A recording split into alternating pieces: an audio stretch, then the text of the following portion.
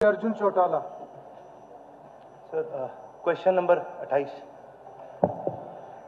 माननीय अध्यक्ष जी, जवाब सदन पटल पर रख दिया गया है। माननीय अध्यक्ष जी, जवाब तो पटल पर रख दिया गया है, लेकिन इसके अंदर जी क्लैरिफिकेशन पूरी तरह से नहीं है, क्योंकि एक सवाल ये था कि भाई क्या रिपोर्ट है जो भी ग्राउंड वाटर की जो टेस्टिंग हुई है और जो भी पेयजल की जितनी भी टेस्टिंग है उसकी रिपोर्ट क्या है। तो उसके अंदर माननीय मंत्री जी ने कह दिया, एक वेबसाइट का लिंक डाला है इसके अंदर कि आप उस पर देख लीजिए।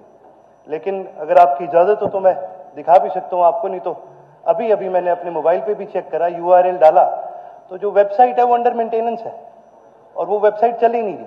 तो जी वो इंफॉर्मेशन अभी भी एक्सेसिबल नहीं है। और साथ ही साथ जो टेस्टिंग्स हुई हैं, जो लोकसभा के अंदर भी जो रिपोर्ट जारी करी गई और उसके बाद जो सेंट्रल ग्राउंड वाटर बोर्ड ने भी जो रिपोर्ट जारी करी है, दोनों के अंदर बहुत ही अलार्मिंग चीज सामने आती है। सबसे पहली सर ये कि जो जल शक्ति मिशन की रिपोर्ट है उसके हिसाब से 23% जो पानी के सैंपल हैं उनके अंदर फ्लोराइड की मात्रा 1.5 mg से ज्यादा पाएगी, जो कि हम सभी जानते हैं जी, फ्लोराइड की मात्रा जब ज्यादा पाई जाती है बोन्स के रिलेटेड और चीजों के रिलेटेड बहुत ही गंभीर हेल्थ कंसर्न्स रेज होते हैं। उसी के साथ साथ इससे भी ज्यादा अलार्मिंग एक जो रिपोर्ट है जो सेंट्रल ग्राउंड वाटर बोर्ड ने निकाली थी, उसके अंदर यह पाया गया कि लगभग 14.5% से ज्यादा पानी के ऐसे सैंपल हैं जिनके अंदर यूरेनियम की मात्रा बहुत भारी संख्या में पाई गई। और सर ये आज मेरे ख्याल से कोई भी ऐसा विधायक नहीं होगा जो इस बात में हाँ ना भरे, क्योंकि जब हम हल्के में जाते हैं, कहीं बैठने जाते हैं, तो एक बात सामने आती है कि जी कैंसर की बीमारी बहुत ज्यादा फैल रही है। तो इसका सर एक डायरेक्ट कोरिलेशन है।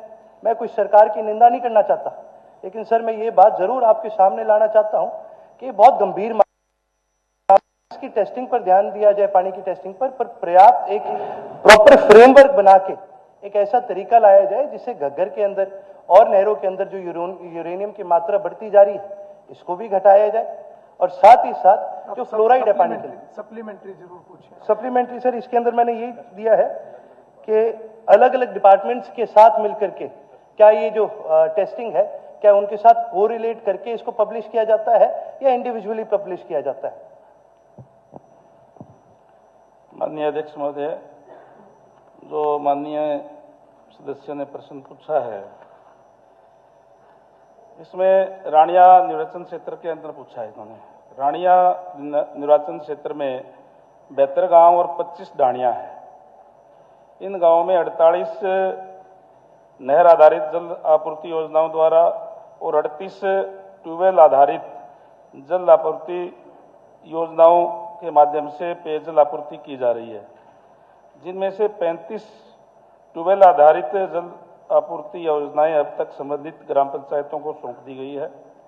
इसमें हम जो आपने इन्होंने कहा है कि सैंपल की जहां तक बात की है, हमने वहां सैंपल भराने का काम किया है और इसमें टोटल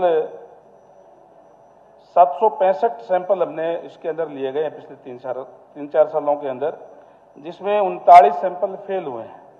और जो 39 सैंपल फेल हुए हैं जिन जिन ट्यूबवेलों के, उसमें उसको भी हम नहर आधारित करने का काम कर रहे हैं। और उसमें जो ट्यूबवेल से जो पानी आता है और उसमें अगर TDS ज्यादा पाया जाता है तो उसको हम नहर में मिला करके देते हैं। नहर में मिला करके उससे वो TDS वो कम हो जाता है उससे। और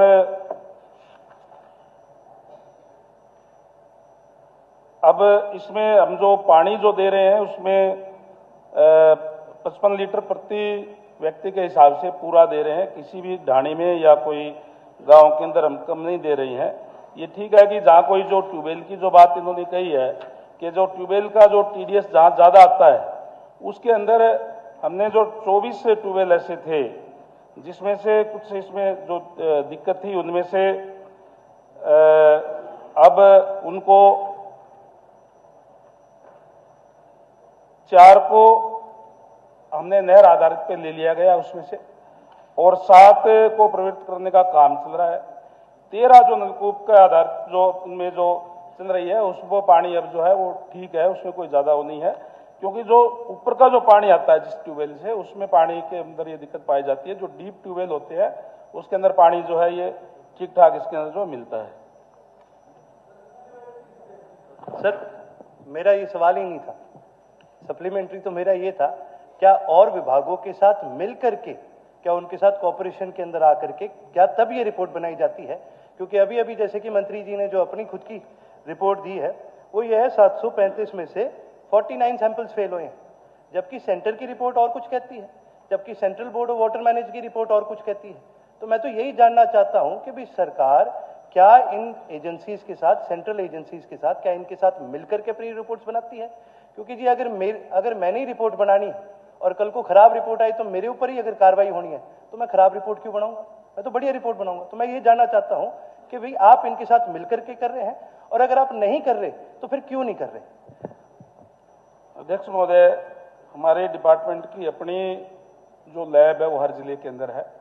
एक लैब करनाल के अंदर स्टेट लेवल की है और 21 लैब डिवीजन लेवल पे हर जिले के अंदर अलग से है। 23 लैब हमारी जो है वो एसडीओ लेवल पे भी जो है वो प्रदेश के अंदर है, उसी के अंदर हम वो जांच करते हैं। जवाब तो फिर भी नहीं आया। मैं तो ये जानना चाह रहा हूं कि भाई क्या बाकी विभागों के साथ मिलकर के काम डिपार्टमेंट करते की हैं? कोई ऐसी योजना की जो हमारी टेस्टिंग का सिस्टम है और जो सेंटर का है उनका कोई आपस का कोऑर्डिनेशन है क्या? अगर नहीं है तो भविष्य में क्या ऐसी योजना है? अर्जुन जी, आप अलग से भी चर्चा कर सकते हैं। एक छोटा सा माननीय सवाल। अध्यक्ष जी, उसके लिए केंद्र ने भी एक लेबोरेटरी हर डिस्ट्रिक्ट के अंदर दे रखी है और उस पानी को टेस्ट करते हैं।